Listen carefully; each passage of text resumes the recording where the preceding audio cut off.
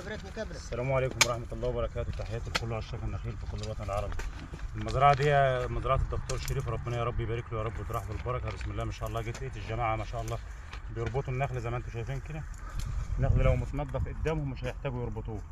ده التسميد الشتوي ما شاء الله. الله يديهم العافية يا رب يبارك فيهم جميعا الفريق كله. بسم الله ما شاء الله. ناس شغالة بما يرضي الله وناس شغالة صح. الله يجازيهم خير. بسم الله ما شاء الله.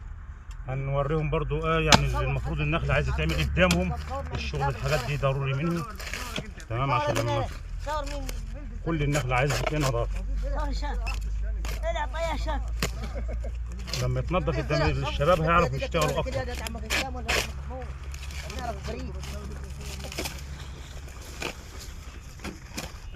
هسوي البرة دي يا شباب. سكة سكة محمد ما هي ها تعمل ايه من جنبها؟ هيجي لها جنبها. بسم الله ما شاء الله. عندنا فصائل يا دكتور بسم الله ما شاء الله. ربنا يبارك يا رب في الجزء البحري اللي قريب من السكن ما شاء الله. تتقلع في شهر 3 100% ما شاء الله. يبقى احجامها كمان احجام كبيره طبيعيه.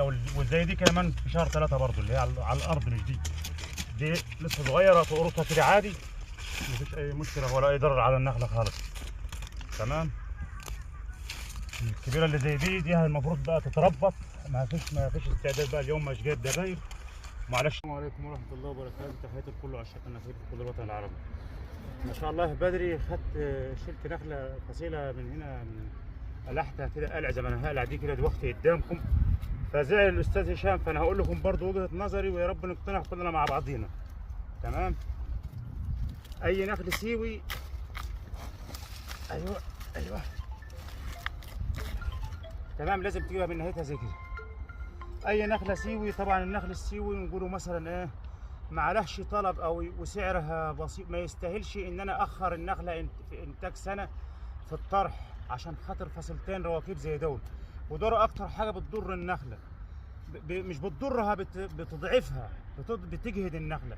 لكن انا كده مخلي فيها بسم الله ما شاء الله 1 2 3 4 5 6 7 8 9 مخلي فيها 10 فصايل ولسه هتطلع تاني. بس اللي انا عملته معها دي باذن الله يخليها تطرح العام الجاي. الفصيلتين اللي انا شلتهم اللي في القلب دول الرواكيب دول عشان السيو معروف بكثره الفصايل. السيو بينتج لحد 25 فصيله و30 فصيله. انا والله صادفني نخل بقاله 12 سنه ما طرح بسبب عمليه عدم التقليع. يقول لك النخله ما تقلعش منها الا لما تطرح وده اسوأ شيء. المفروض العام الجاي باذن الله سواء طرحت معنا او ما طرحتش النخله دي هيشتغل منها 3 فصائل او 4. تمام. ده العام الجاي ان شاء الله سواء طرحت معنا او ما طرحتش. بس بسم الله ما شاء الله على